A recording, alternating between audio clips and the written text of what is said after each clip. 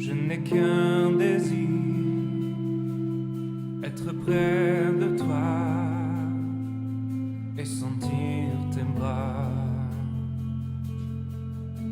Au Père. Zambé tokumisio to rendre gloire na kombo na yo. Papa Zambé tala ke tokutane awelelo na makasi na biso teme na bolingo pe mawa na yo. Alors parle-nous Seigneur. Parle-nous à travers ta parole. Mets les paroles dans notre bouche comme tu l'avais mis dans celle de Jérémie. Oh nous tokolbe ou te pa na biso me pa na yo. Seigneur, remplis-nous de ta sagesse, remplis-nous de ton intelligence, donne-nous l'esprit de discernement. En ton nom, Seigneur, et rendre nul les sens de fait projet nous sous diable. Projet nous surtout ya diable. Bapla ya diable ya distraction. Bapla ya diable. Oyo nous surtout ezali ya bolembu. Et ya mbamoto ezika eli mwana kombo na Yesu Christo. Que cette parole puisse impacter tes enfants. Bana na yo bayo kango qu'ils en soient guéris. Parce qu'aux ensemble. Le kumukembo ezonga kobele panayo. Que seul ton sang règne. J'appelle ta présence. Seigneur, sois présent maintenant et jusqu'à la fin du culte. Règne à maître ici. Tout autre esprit d'opposition, je les renferme. Je le paralyse dans le nom puissant de Jésus. Amen. Ok. Maintenant, nabiso tobandaki il y a bénédiction matérielle et financière. Tobandaka liboso to introduisaki tozalaki na verset moko clé o tobandaki nango. Papa pesibiso Genèse 4. Genèse 4 tobandana na à partir du verset 2. Verset tobandaki nango clé ezalaki wana Genèse 4. Genèse 4 à partir du verset 2 jusqu'à place Tokosuka wana et puis on va bon. Bon, continuer dans 3. Au bout de quelques temps, quand elle fit à l'Éternel une offrande de fruits de la terre. Continuez dans 4. Et Abel, de son côté, en fit une des premières-nés de son troupeau. Elle graissa, l'Éternel porta un regard favorable sur Abel et sur son offrande. Continuez dans 5. Mais il ne porta pas un regard favorable sur Caïn et sur son offrande. Caïn fut irrité et trésisté. Continuez dans 6. Et l'Éternel dit à Caïn, pourquoi es-tu irrité et pourquoi ton visage est-il abattu? Continuez dans 7. Certainement, si tu agis bien, tu révélas ton visage et tu agis mal, le péché se couche à ta porte et tes désirs. Pour continuer dans 8. Cependant, Caïn adressa la parole à son frère Abel, mais comme ils étaient dans le champ, Caïn se jeta sur son Abel et le tua. 9. L'Éternel dit à Caïn, où est ton frère Abel? Il répondit, je ne sais pas si tu le gardais de mon frère. 10. Et Dieu dit, qu'as-tu fait? La voix du sens de ton frère crie de la terre jusqu'à moi. Enfin, à 11. Maintenant, tu seras maudit de la terre qui a ouvert sa bouche pour recevoir de la main du sang de ton frère. Le Camboyo, deux versets na biso tobandaki na gokle. Na verset elobi boy. Zambe akeli Adam na Ève, bazwaki bana mibale, bosusu basalaki bien sûr, mais Bible se focalisait na Caïn na Abel. Caïn na Abel sous inspiration ya Nzambe basali offrande pa ya Nzambe. Abel asali aye offrande azwin berger akati moto ake kosala offrande pa Nzambe. Abel pe Caïn pe aye kosala offrande ya ye. Mais Bible ezoloba ke Nzambe asepelaki na offrande ya Abel, asepelaki na offrande ya Caïn te. Qu'est-ce qui va se passer? Caïn sikoyo ayoki pasi azui abomine de konaye Abel. Boyoka sikoyo Nzambe azoloba tiko me Caïn wapi de konayo o est-ce que ngana za gardien na ye Nzambe ibise boy. Maintenant obomi sikoyo de konayo la terre, maintenant tu seras maudit de la terre qui a ouvert sa bouche. Maintenant aux alliés maudits de la terre où est funguri mon konango pour na koza sang ya de konayo Abel. Maintenant, signifie quoi? C'est-à-dire qu'avant, Caïn a battu colonne et biloko et zo de bien. A colonne les sangomoko et bimisi par exemple 100. A l'onimi balé et bimisi 200. Donc, azak au foulouka.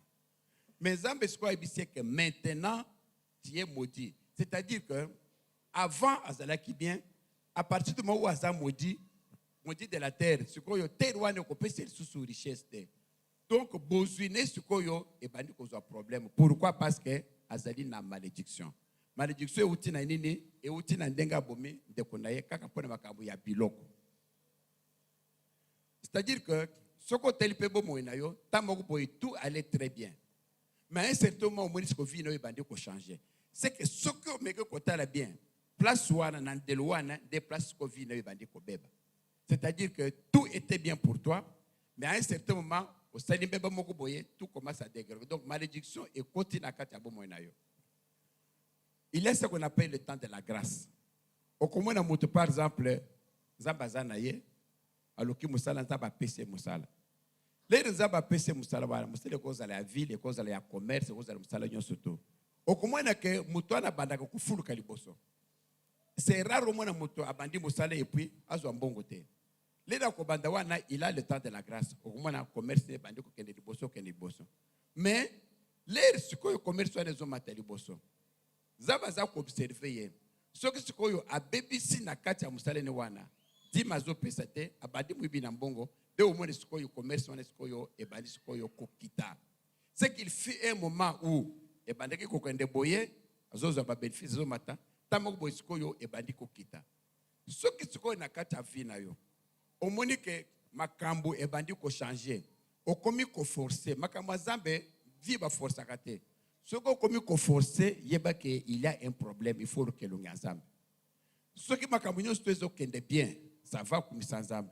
Ce qui va dire que dégringoler, maman, papa, téléma, fanda, mituna, qu'est-ce que j'ai fait? Luke l'ungazam.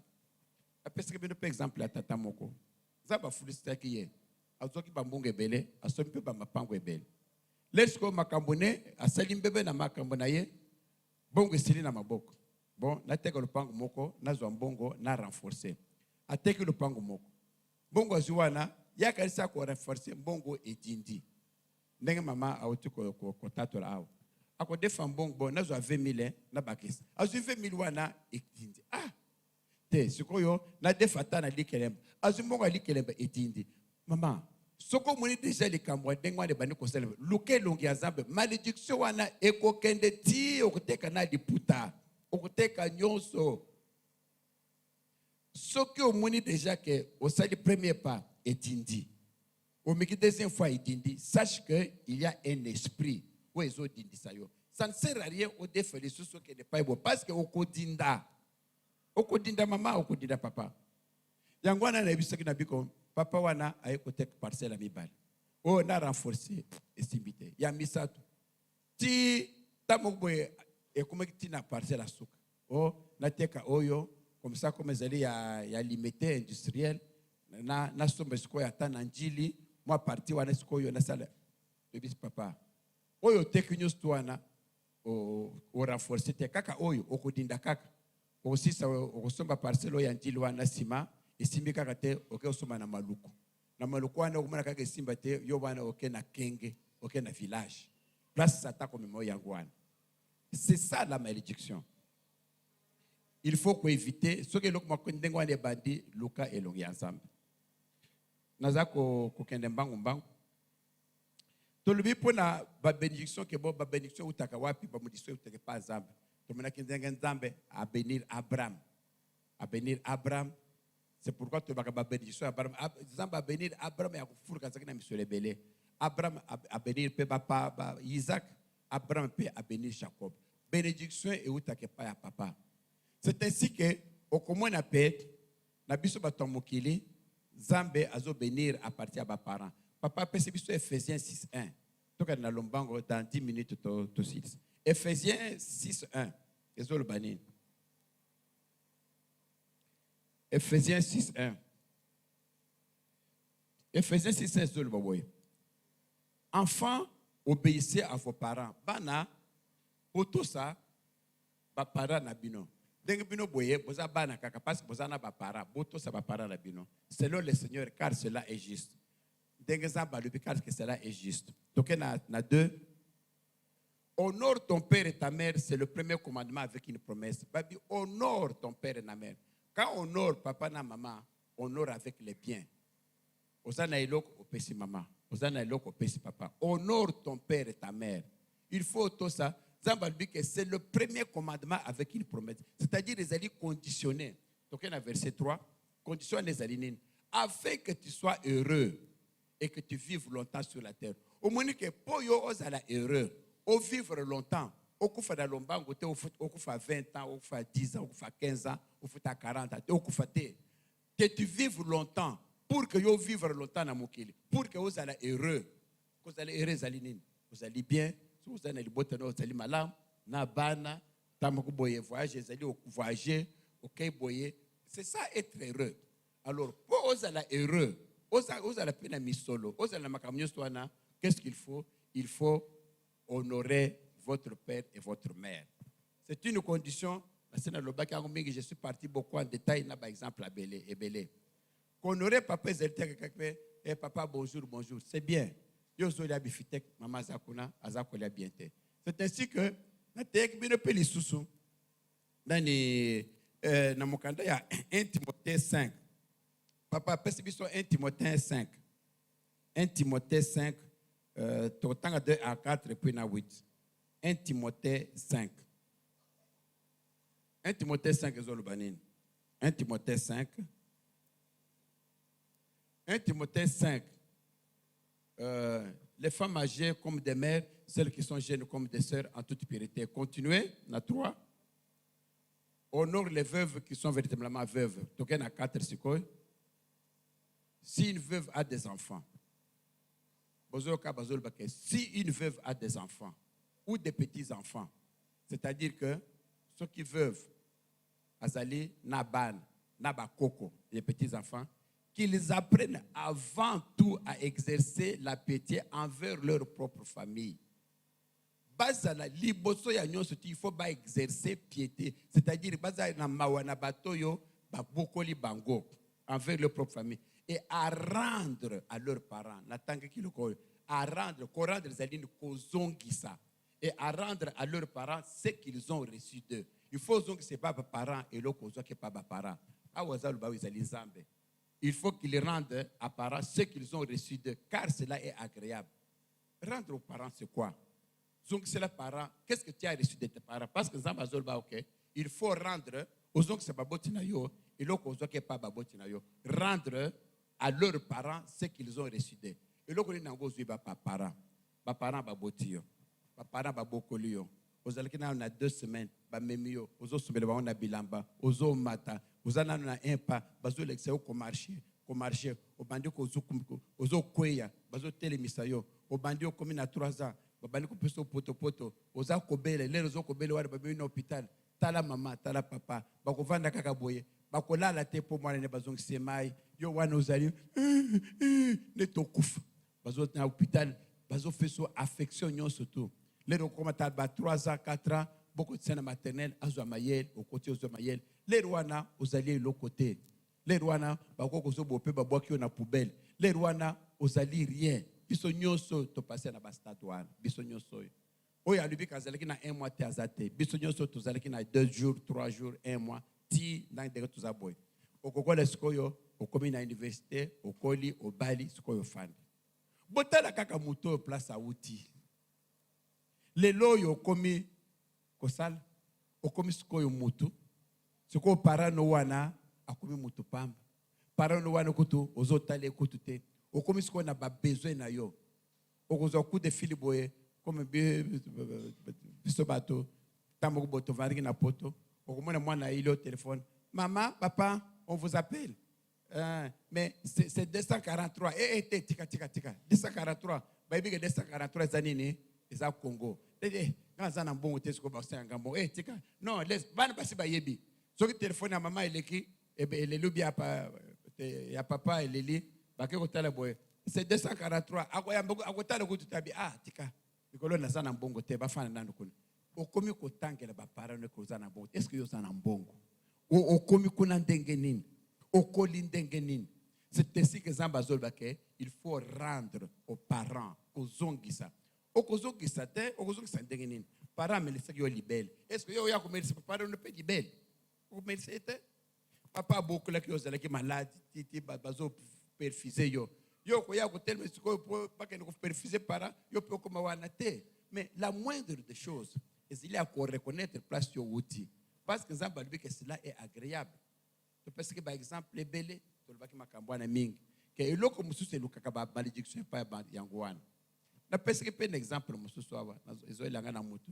Na vite pour une Nzamba a rappeler ngango il fallait na le kame. Nzamba zonk c'est apesi exemple ano na pesa bino. Kaka makambo ya kotosa ba para oyo. Awa ekoza na kisenso awa. Mama azali na Kongo na ye azali ko kolona matembele simandako. Azali na mwana na ye na Londres kombo ne Marie Jeanne. Ye wana azo kusala simandako ana kusala bitekute kuna ye. Voisine koya. Mama koko oui. Mama koko pesanga Mungu na chia na punte na zana Mungu te. Ya ko bisa mama nangai Mungu na zana Mungu te. Mungu anakuzwa susu wapi na zana Mungu te. Koko wana 70 ans azako sala bitekute konesimu. Kozana Mungu te. Bongo Marisha na Londres. Atindele mbongo te osomba Mungu. Tala ndenga mama wana azobalokabi. Mama olibibo pona ni. Nga Marie Jeanne ngai azosima mabele na ye ese nyafu kabutala kaka koko wana mabele ngwela ka susu soutien te ezala ka soko talie bo okomona plat okanisa ke azana mabele to azana ngote Marie Jeanne ngo afiba ngo amela mwini ti lokosawa mabele sila ekuma papier Marie Jeanne wana wele lo azana Londres wana mabele oyo azuma mabele azoningisa eske ngana azana Marie Jeanne na Londres Marie Jeanne amela mabele oyo so ngana zela kana Marie Jeanne bele ngana zomu na paso ngana zomwana wana zoningisa mabele boy Marie Jeanne place uzana Londres okuzelonga te mama wana le razo sala boy okuzelonga te mama wana azozwa libaya azomatisa boy tale libaya tale libuma mama libume koma accordé ou encadonné pourquoi parce que libuma Marie Jeanne wana ezela ki munena wakanisa mapasa misatu kaka yemo kumwana muko wana libume koma accordé mama akobeta boabi libumoyo est-ce que Marie Jeanne abima awa soki Marie Jeanne abima kawa est-ce que ngana kumona pasa boy Marie Jeanne place uzali na Londres yo komona mukale makamune kozala molili ekozala molili okomona bolamu te oko souffrir place uzali pourquoi parce que makambo yo ezali makambo moko Nzamba ezotele milango mingi rendez aux parents ce que vous avez reçu de est-ce que yo zongisi eloko et comme on m'a dit téléphone numéro babengi numéro 243 bité atika ngai minazana mbongo te bana na gefo bakende vacances bana no bakende vacances les rios de qui na 2 mois 2 semaines ce qui maman wana fina ko na kingi bo azuka ko rea chill na mutu bo 2 minutes za mingi belo kufi déjà basi bakunda yo lelo siko mama wana papa wana ozomune eloko te non papa non maman makambo ezulu ka bino ma malédiction yangoyo et ko vous ta papa ndanga lobaki de connaître mon nègre mon bala zotune papa ozana tumba papa ngaza tumba gote ozana tumba gote bongo Crispin en Afrique du Sud atindelo atam bongo te Crispin est-ce que ngana zana mwana comme on est Crispin papa ko simba pantalon zoni sa pantalon Crispin bima na pantalon oyo est-ce que bima na zoto na ngayo soki ngai presque bima na zoto na ngayo ngana ko kozanga tumba gote ezala kaka 2000 francs Crispin place aux alliés en Afrique du Sud yebaka vie na we kene malamu te ça coûte quoi ozana parents ozana papa ozana maman ya ko rendez aux parents ce que vous avez reçu d'eux vous avez reçu de l'affection vous avez reçu tout ba mususu akoteka na lupango mwana nanga kende poto akoya kusalisa atikeli ko futela to uti ba exemple ya liputa mama ko liputa akoteka liputa mwana nanga kende classe ateki liputa ozi OK classe aucun peut motema. Non, ne faites pas ça. Ne faites pas ça. Je vous en prie, ne faites pas ça. Malédiction, et où t'as qu'un bilo konyo soy. Webi, kolingate, na kacha vi na yo, mutumoko quelque part atanga ka kombo na yo, et pas en Nzambe. Mutumoko te atanga. Parce que quand quelqu'un place azali, azako bele na Nzambe na kombo na yo, Nzamba kotala. Pourquoi Nzamba kotala? Parce que Nzamba zali papa na yo, Nzamba zali pe papa na ye. Lorsque papa wana vandi, abi Nzambe, pona ni ngaboye, na boti bana bazo kipenga te papa. Leri siko ya zobele ya Nzambe, Nzamba zo yoka, Nzamba tali abi papa oyo ateka na lopango mwana oyo romain akende Italie azomona siko nzambe na nzambe na atali na Italie amoni ndenge mwana azovivre bien apesi na mbongo mais zongisa mbongo kuna epai ya papa asalisa ye eloko moko te place ozali wana makambo ekotambola bien te. Pourquoi? Parce que tu n'as pas rendu aux parents ce que vous avez reçu. C'est quoi? Bolingo. Bolingo, ne fils que bolingo. Babota yo, bapese yo bolingo, bapese yo nyusu, batangisa yo. Ce que les lots comme muto, c'est grâce à Batouana. Alors il faut rendre aux parents. Totala ki makambo yo, totanki angu mingi, na chuté parce que na moni déjà ce que na bina landa wa makambo nyosu, ça prend beaucoup de temps. Toye kolongwa awa, tolobaki, il faut qu'on respecte Batoura ensemble. Batoura ensemble eza ebele. Tolobaki makambo offrande. Webi nyoso to na tourisme ki ango nyoso to. Na tourisme ango nyoso to. Tolobaki offrande, tolobaki dîme, tolobaki prémisse, tolobaki ba vœu, tolobaki ba collecte, tolobaki ba don, hospitalité na libéralité. Biloko nyoso to na uti ko tango. Ezali na nini en commun? Donner. Papa, maman, olingi ozwa mbongo, mbongo tozolo ka mbongo, mbongo. Olingi vraiment mbongo eloko pamba, mbongo ezali eloko pamba pona yo, pesa, donner. Principe ya Nzambe oyo, ça ne souffre d'aucune exception. Nzambe lobina lilobana que c'est la main qui donne, qui reçoit. Ozala mupagando, ozala musulman, ozala oibaka Nzambe te, ozala chinois, ozosambela Bouddha, ozala nani, principe wana ezali pona batu nyonso, c'est la main qui donne qui reçoit. Le boko ekopesa yango te okozwa. Yo le bike donc ngana za chrétien ngana za mwana Nzambe, tout l'or et l'argent appartient à Nzambe na ngai mon papa, donc moi je ne donne pas. Okozwa pété. Parce que Bible ezolobake, c'est la main qui donne qui reçoit. Banda ko kaba. Kabaka, s'il vous plaît, kabaka, kozala na motema makasite, kozala na maboko makasite, kabaka, mutwazana eloko azana pasi, kabela ye.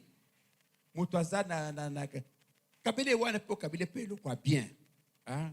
Kabaka, s'il vous plaît, kabaka, l'avarice, kozala maboko makasi, des okangelo parfois vie. Comment na teke eza muke pona yo te. Ce que c'est li muke pona yo, c'est que ezeli pe muke pona ye. Zwaka ka muke wana opesa. Proverbe africain même ezolobake, une graine d'arachide, on le partage toute la famille. Et là c'est que mbuma moko ya arachide ya nguba. Bomeni nguba oyo. Bible ezolobake mbuma moko ya nguba oyo pa partage kango toute la famille. C'est pour vous dire que ozana eloko kokalisa kaka te ke ezeli bien kaka pona yo nte kumsusu akuzate kabaka, fait des dons. To bandi ko loba makambo dime na lobela ngo mingi nazo kumisa Nzambe po en tout cas kishasa mobimba na ko loba batu mingi balanda mate wana ti lelo ye esunga batu ebele amate ya dime ekangula batu ebele.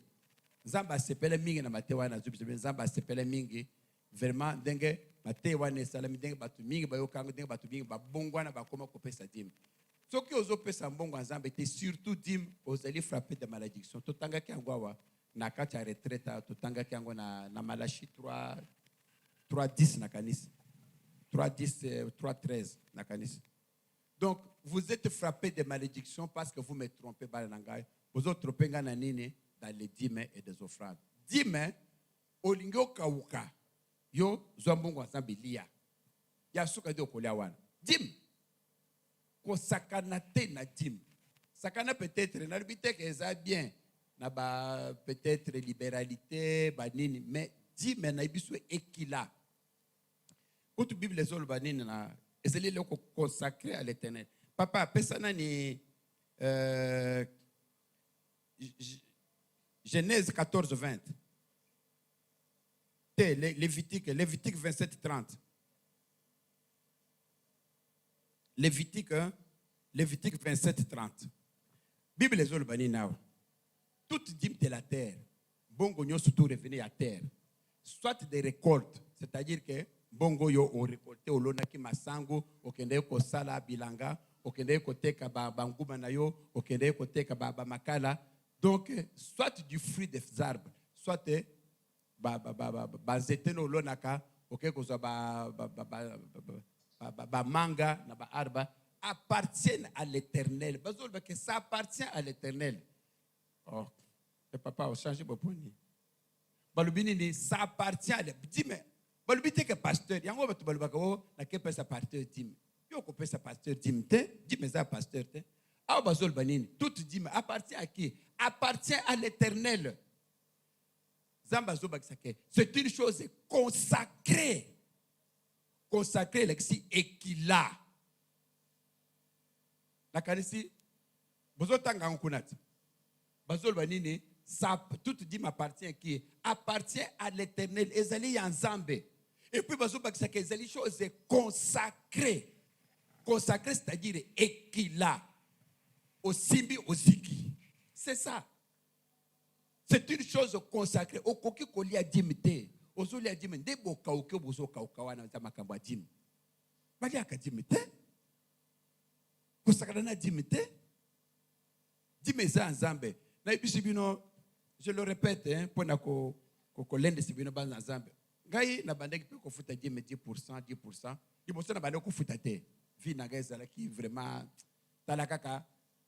Soko zo futa dimite, ozo kauka, ozo vivoter. Nazalaki kuti mama Eva ja rappelé que ngai mukolwana na bandi musala pour que nga nazwa voiture na koma na musala il faut na tema na super lemba ville nga nazo kendo yanga musala me nazo ko bato bazo ke de ville bakoti le ba upesa nga siku ba mbongo wana le na komi kaka na super na super lemba wana na zimbo na bangwana na sombi essence yango dena ko koma na ngona ville le na kusisa musala na ville karibina pe ya kozongeza te. Il faut que les Botswana na bimi boye na leki na gare centrale lemba gamoko na komi ko belele lemba ah batu bayiwana bakoti na voiture bon bopesa bo tout ça tout ma carburant ba futi bon tout ça so futi carburant na bandi ko lia dim na zo futa dim te pa nzambe tala vi na bandi ko mene mutu ke so apanite ah oko so apani ko bongo ko bongisa ngo ndenge nini ti ko lelele wana ko yoka mateke no dime basaka na ngote na bandisi ko kanga motem parce que les bosso na kopesa ngo zomo na passe zomo na keno soko pesi a vie na yo kokoma okutika nambo moke na zu bandisi ko kozwa dim kopesa ndambo a dim kopesa 10% bando konela bandisi ko kopesa 10% na moni vie na ngai changer na moni mbongo ekomi kozwa ngo pam na moni makambo nyoso te bandi ko kende bien ngabi ah en tout cas makambo dim ngo za sérieux de vie na ngai changer boy le na moni ndenge wana tamoko bope na yoki de komoko boy na États-Unis kona nazo tanga kalbi ke ya bane ko pesa nzambe 10% amoni nzamba pambole ya ebele ayo kolonga bite 10% société abani ko pesa 30%. Les nzamba abani ko pesa 30% amoni ke entreprise ne furu ko koleka lisusu habite na 50% azo mataka kabongo ngape na bi ah soki tato azolo baboye ngape na koko salango. Quand tu nous as dit à 25%, il y a 10%, on a dit bon, na commission 25%, 30% action de grâce. Je vous le dis, Zambalo la zo kangai. Na commission ko na zo bon na zo salaire, na ko ngana kaka 30% na bité oyo eza ensemble. Les rozo lo ngulanga, ozo ka motema passe. Est-ce que côté ko na ko vivre nango? Lo kuta ko vivre bien Zambalo la. Pourquoi? Parce que Zambalo bi que ce qui est l'oni est belé, on peut payer belé. Donc, les gens ont jusqu'au 30% na pesi zamba. Zamba monique na pesi 30%. Zamba dit que ce qui est pesi, il multiplie par centaines. Zamba ce qu'il a multiplié ce qu'on bon ce qu'on est belé. Natikale ko sanga sur son bon côté. Bande que je vous le dis de façon sincère. Natikale ko sanga bon côté. Pourquoi? Parce qu'il dit mais comme koya na zimbongo na besoin pesa 30%. Na yo komona vie efungwami na bandi vie akokaba lelo ko mbuto alinge loko kabeli okebo okabi zambe okabi et vous vie ezofungwama à tel point que tinga bime sikoyo na loko na 10% par exemple na pesa na 20% sikoyo 30% bon 50% kabi parce que tout l'or appartient à Dieu et loko nyusu ngana kozwa ezaka kanzamba. C'est pourquoi nous avons dit que ceux qui ont salaire, nous avons dit que non, oyo, ezali yangai, oyo, ezali ensemble. Moi, je considère que tout ezali ensemble. À tel point que ceux qui ont besoin ensemble ezali. ezala na église ezala na loko nalobaka te ke oyo ezali ya ngai oyo ezali ya nzambe tout. Je dépasse à Dieu même s'il faut salaire nyonso te ekende pa nzambe pesa epai ya nzambe okozanga te mama. S'il faut même tout dépenser pour Dieu, dépenser okomona nzambe ndenge akosalela yo. Et c'est ça natangisaki makambo ya dimango lobi mpe na kati ya retraite na biso totangaki tomonaki verset na kasi na Malachi 2 oyo nzambe azolobaka bino bozokosela na dime yango wana azopokola bino nye ya elongi excrément nye azozwa yango azopokola bino yango na elongi parce que bozokosela na dime bozomona makambo ndenge nzambe atelemi makambo ya dime. S'il vous plaît papa maman dime kosimba te eza mbongo ya nzambe en tout cas pour que nzambe apambola bino ya kofuluka amen. Tolongaki makambo ya dime tolobaki makambo ya prémisse eza mbongo na liboso obandi commerce na yo ozwi bénéfice ya liboso nalobi bénéfice eza ya nzambe koloba te ke bo ndenge na utiki koexplike awa yo ozoteka biloko na yo osombi biloko na $100 ok mbongo ebimi $120 soki sikoyo yo olobi ke non mbongo nyonso ebimi eza prémisse soki sikoyo yo kozwa $100 na $20 ozwi $120 nyonso ekopesa par exemple otikeli maboko pamba omoni ke eza na sens te donc ezali ke soki oza na $100 oke koteka biloko ozwi $120 donc capital ekotikala bénéfice wana $20 wana nde sikoyo prémisse ozwi opesi nzambe. C'est ça qu'il faut faire. Soki opesi nzambe nzambe sikoyo akopambola misala no nyonso wana ndenge okokende okozwa loboko ya nzambe. Tolobaki makambo ya balibéralité tolobaki hospitalité koyamba kozala motema malamu.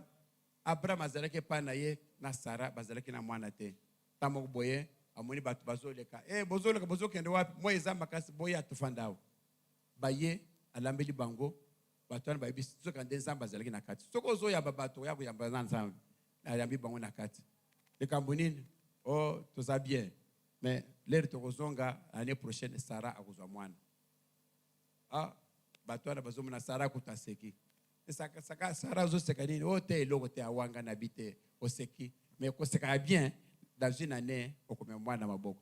Nzambe azalaka Dieu fidèle ayibisaki Abraham na Sara bokozwa mwana l'air ayibisaki wana bazalaki peut-être na doute mais fidélité ya Nzambe c'est que même après un grand temps ayokozwa mwana aboti promesse Nzambe apesi wana akokokisa yango yebe déjà que soko za na promesse ya Nzambe Nzambe ayibiso okokokisanga Nzambe akosala yango okosimba ngo na maboko Nzambe aza Nzambe lokota te Nzambe pe akosaka te amen. Nzambe wana azali Nzambe malamu tokosukisa ta wana tolobaki makambo a vœu papa apesa ta Ecclésiaste 5, 3 et 4 Ecclésiaste 5, 3, 4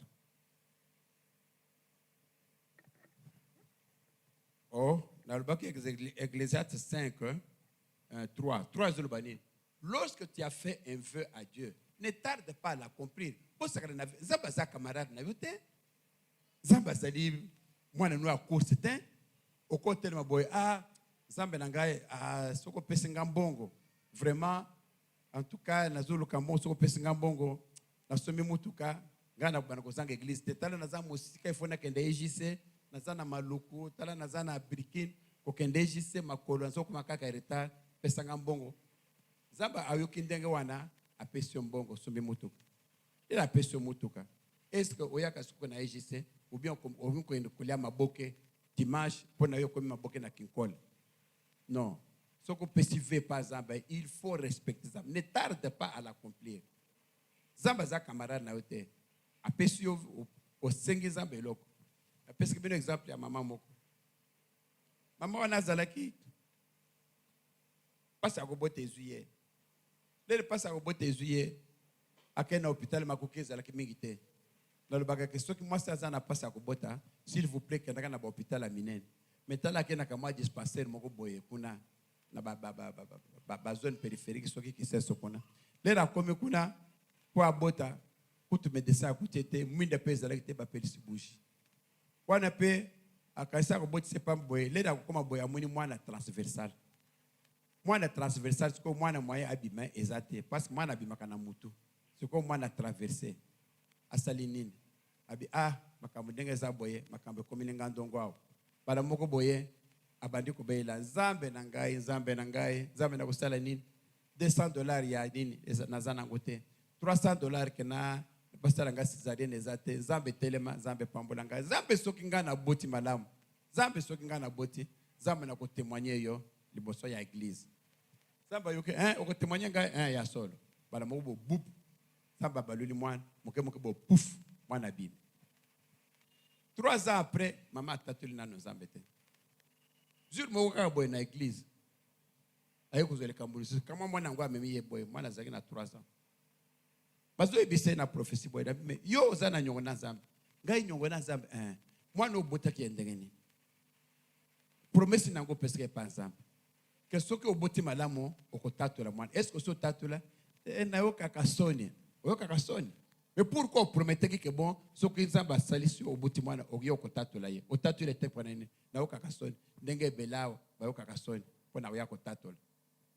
Na yo kakasoni. C'était comme la retraite tout ça que la fois passée, il y a une année. Ndeko maman moko boye. Aïe tokutani. Aïe papa, n'a témoigné et comme en tout cas papa, ça fait ce qui 9 mois vraiment dans cette période. 9 mois en tout cas badoko tu isanga mingi na bimba bandeko.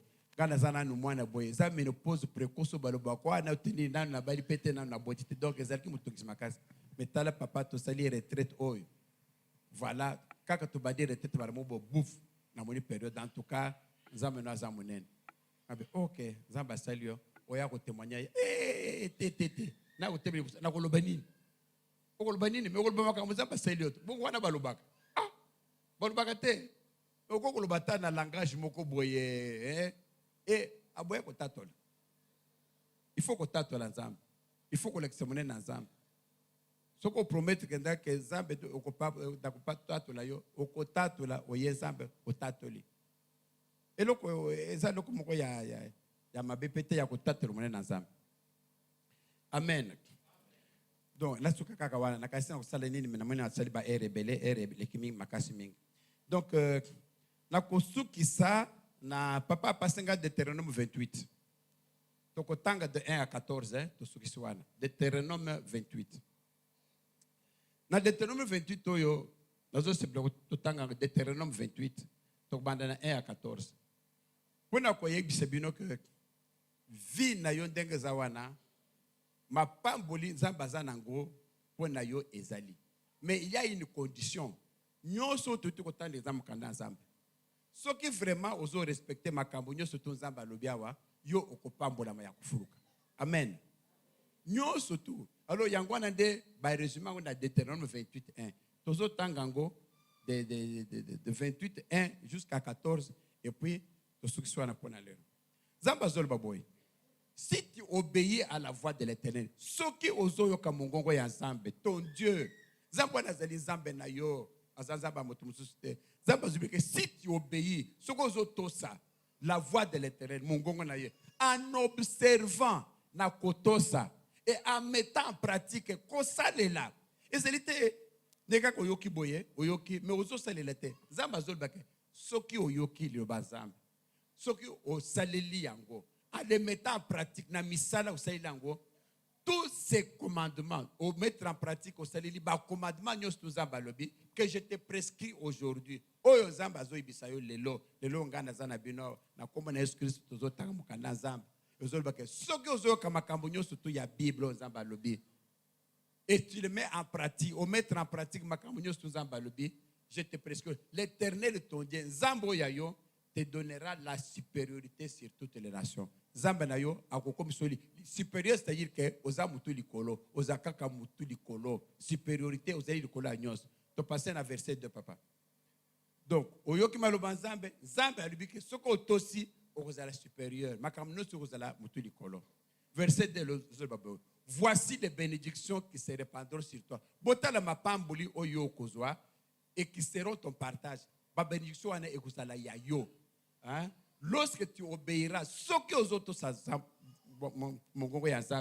la voix de l'Éternel ton Dieu. Ouais, zoloboyo ezangaite ezende mokanda nzambe. Nzambe da zolobake. Botala ba bénédiction yekozali ya bino, oyo ekopanzana na bino, oyo bokozala nango. Soki nini si tu obéis à la voix de l'Éternel, ton Dieu, voix de l'Éternel, utanine, makambo nyonso tolobiao, makambo ya kotosa ba parents, makambo ya badim, makambo ya ba offrande, makambo ya kosimba eloko ya mutu te, makambo nyonso yo tout tolobiao. Albi que soki otosi yango, lorsque tu obéiras, soki obéir à la voix de l'Éternel, ton Dieu, botala ba bénédiction nya bokoze pas ensemble.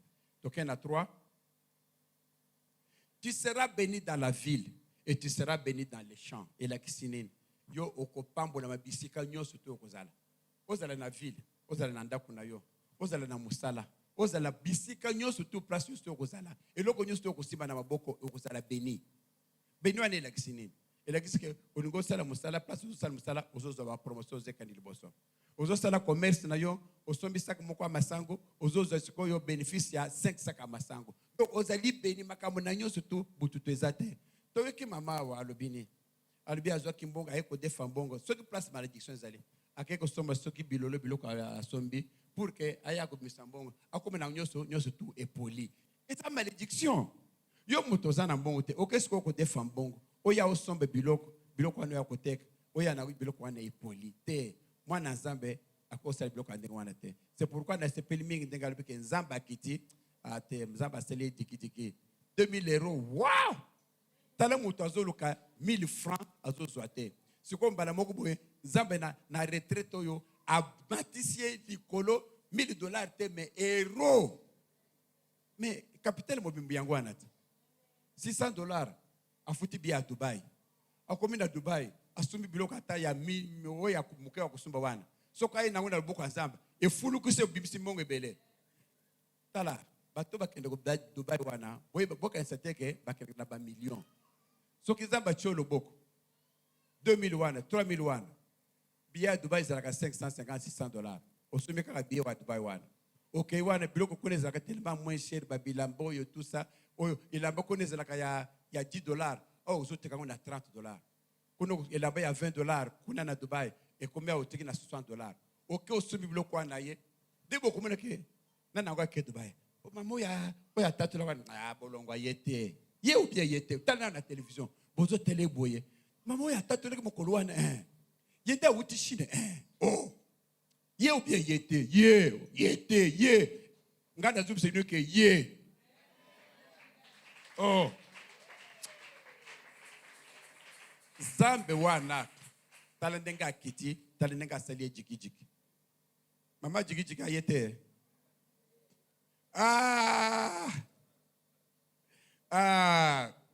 Ya solo mungongo. Te mama oyo. Zambe mukolo na bisiki bino ke zamba salie jiki wana. Wana zamuke. Mama ikutalanga lobi abi papa jiki wana ezapamba. Yoka jiki mususu. Abeteli ngaye. Somo. Wana ebiseda bi mama. Wana dimanche prochain mungongo ebima. Donc zamba eko sale te. Même ngai ko na bangi nzambe. Mama mungongo ebima dimanche prochain balia. Mama soko do. Donc mungongo abinaki adorer Nzambe, akumisi Nzambe na mungongo ekeye. Moi pas faire témoignage exact. Dimanche prochain on sera le témoignage. Zamba dit que tu seras béni dans la ville. Okozala béni. Ce que aux autres béni pourquoi? Ce que aussi makambo nyonso.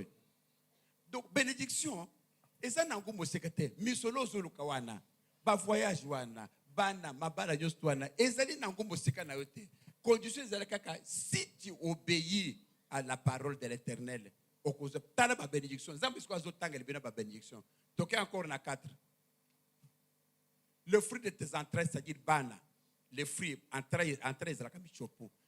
Les fruits des entrailles, c'est-à-dire banana yo. Donc, les fruits des entrailles, le fruit de ton sol, ce qu'on l'a dit, les fruits de tes troupeaux, ce qu'on a dit na bangombi na yo, la portée de ton groupe, tout cela seront bénis. Biloko nous vous allez bénir. Et vous allez bénir n'engeni. Yo ngana zana taba. Lene taba kubota balamu wa bimisi 5 ban. Moto mususu azana zambe te taba bimisi kaka mwana moko. Est-ce que tu as béni ndenge moko?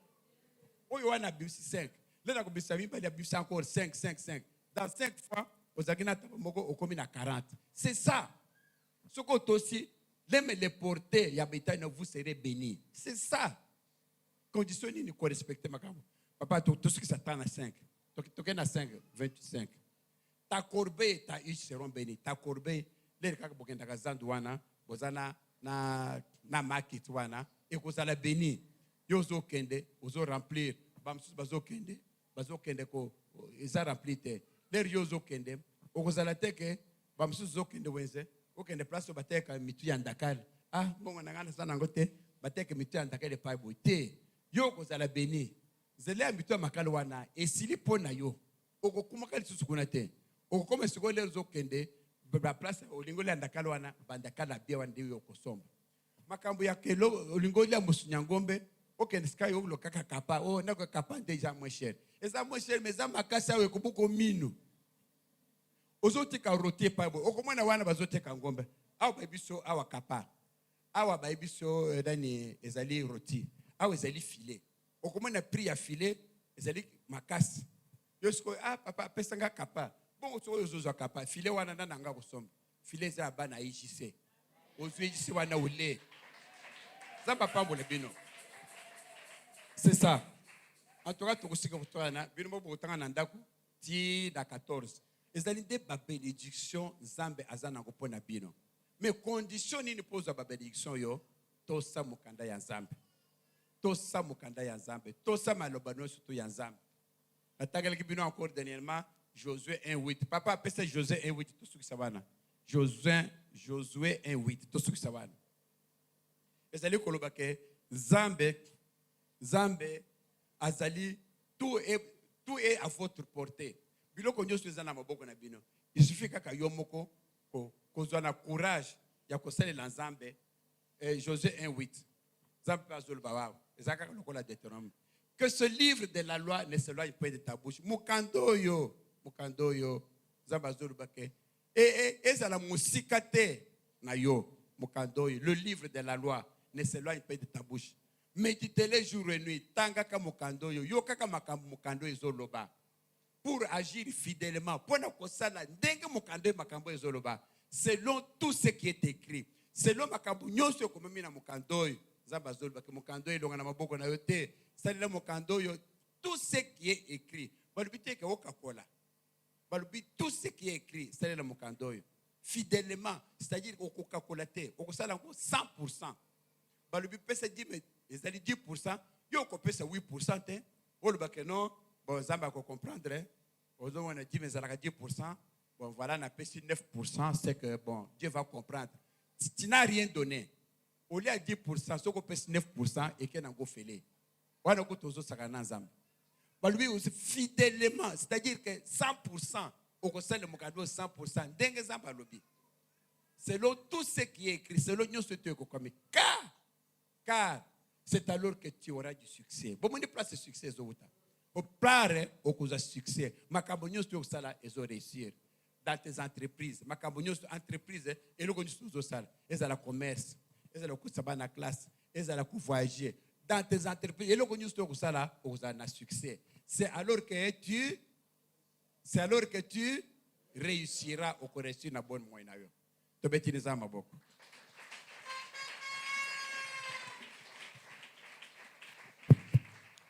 Voilà donc tout ce qui lelo na bolingo Nzambe to tiko silisa ko temi na biso to bandaki sur la bénédiction matérielle et financière tout ce qui lelo to sala ki retraite na biso Nzamba pamboli biso zo continuer encore ko pamboli davantage sikoyo tolobaki boy bino nyos nanga na kati tozaba miyibi tata pe alobaki awa alobaki muyibi munene kutu ndeye ngape na biso papa wapi papa go ngana za muyibi koleka yo alibi muyibi ya jim munene ya Zamba futaketa be papa yo kaka te ngape jim muyibi munene pe na yiba pe mais siko ngana yibakala siko na yibakala susute bana yibanza me na yibaka mende comme le faut que pesa offrande à réparation ngape na bongiso yanga offrande na tongo akutu mama yelinga bi papa yo yibatenga bi muyibi munene ndenga yo enveloppe no yango yo okay no kufinga bi mama pesa apesinga enveloppe na chio yangai na ni offrande ya rachat que Nzambe alimbisa ngai na muyibo na yibiye malédiction frappé ngate. Nakanisi ke bino nyoso to bomi offrande ya rachat. Offrande wana ezali pona ko bon de la Nzambe parce que bozeli frappé de malédiction parce que boyiba nangana kati toyiba. Siko to ko bon de la Nzambe pardon Nzambe na mawana yo Nzambe limbisa biso.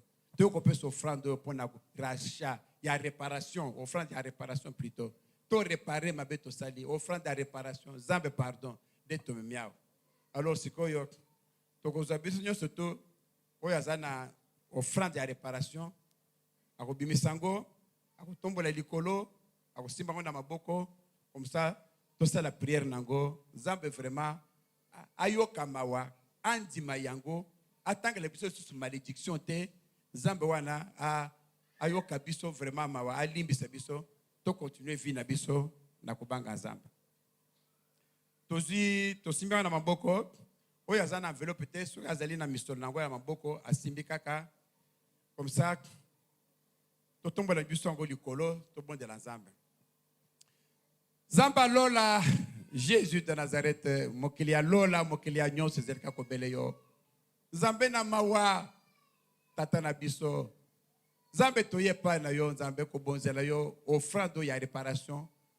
Parce que tu reconnaître que Nzambe to zami yibi, to yiba ki jimi na yo. Ole to futa kite. Au lieu de faire 10%, tu peux faire 5%, tu peux faire 8%. Zambi yo lubi que tu as frappé de malédiction. Y'a une malédiction qui est biso. Wapi mbongo ressources na maboke ezo simbate. Blocage ekoti. Papa nangai. Limitation ekoti. Pauvreté qui biso wa moyen te Zambe. Zambe soko to kuzwa mbongo te to vivre ndenge nini. Tala biso mbongo te to sala ki mabeto ibaki yo mbongo. Yango na Zambe to ye lelo liboso na église. To ye liboso na yo Zambe. Kofu kwa mela yo. Toyo kosenga o bolimbisi, kosenga yo Nzambe. Ndima mbongo yo. Ndima offrande ya réparation. Toyo ko réparer o nyosu toyibaki. Toyo kosenga o ma Nzambe, kotanga le biso sous malédiction te. Ndima kaka muke to pesi yo Nzambe. Et remplacer badim nyoso toyiba yo ebele. Po ezali tellement ebele que to kokozongisa te. Mais na mawana Nzambe ndima kaka nyoso yo to pesi yo. Et remplacer kaka badim nyoso toyibaki. De toyo kozongisa le. De toyo ko réparer ko pesa yo olimbisa biso olongo la malédiction oyo e frapper biso olongo la nyeyo yo kabili o papikolo biso na miso ndengo lobiko ko pakolo biso excrément ba nyeyi na miso parce que biso na ilongi parce que biso toyibi yo papa lo soko pakola ki nyeyi wana papa longolango e face nango na makele na yo papa soko frapper malédiction ka ke biso na miso lo tozo pesa Nzambe longola bénédiction wana to mo le longa toza bana na yo yo ndoza papa loko mukembo ekozonka kobele pana yo Nzambe to remercie yo parce que prière yo ondimi yango to remercie parce que yo ki prière yo Nzambe yo accepter yango ndenge yo lobi que tout ce que vous demanderez en priant croyez que vous l'avez reçu vous le verrez s'accomplir biso to sengi yo olimbisa biso ndenge to yibaki yo dim to sengi yo ondima offrande à réparation yo Nzambe olongola malédiction oyo eza ko frapper biso Nzambe yo ondimi yango wana to commission yangwa nous te disons merci na kombo na Yesu Kristo tusambili bongo amen. Okay, tome mangwawa ocha ufana Yesu hallelujah.